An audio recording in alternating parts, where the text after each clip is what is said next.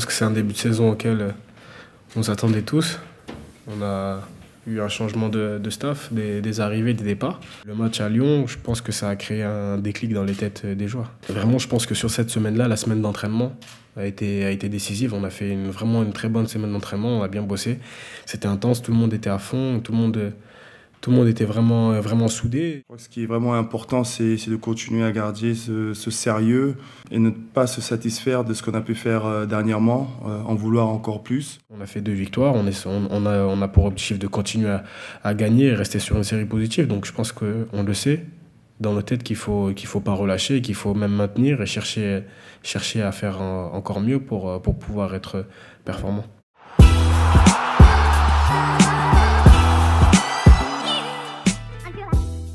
On doit vraiment pouvoir s'adapter aux 2 schémas. Mais ce que je veux vraiment, c'est garder notre philosophie, c'est-à-dire d'essayer d'aller vers l'avant, de produire du jeu, de se créer des occasions. C'est quelque chose qui reste ancré et je pense que les gars l'ont bien compris et on l'a bien compris que ça reste la philosophie de jeu de l'OGC Nice et la philosophie tout court du club, qui est de grandir, de faire de belles prestations, de proposer du jeu et d'être performant surtout. L'équilibre, c'est une chose, mais après, ce qui est important pour moi aussi, c'est de pouvoir s'adapter par rapport aux joueurs qu'on a à disposition, de pouvoir s'adapter par rapport à l'adversaire aussi, et essayer d'imposer notre jeu, si on peut, par rapport au schéma que je vais choisir.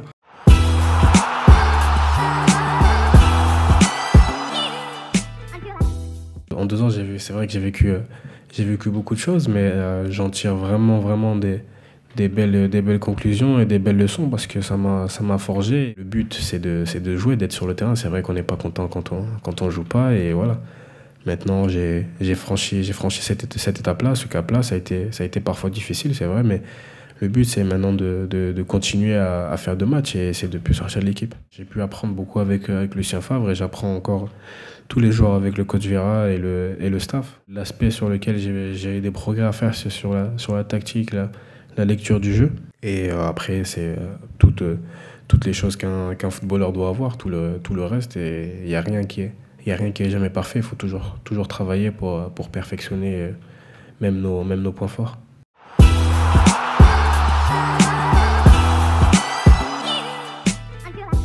Il marque, mais même en dehors de ses buts, je pense qu'il est beaucoup mieux qu'en début de saison. Où il doit vraiment s'améliorer, c'est comprendre quand il peut jouer seul ou quand il peut jouer avec les autres.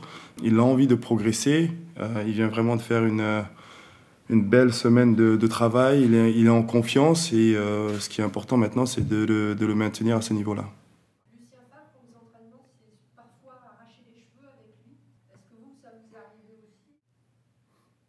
Mes cheveux à moi, je les ai déjà perdus. Alors. De ce côté-là, il n'y a pas de souci.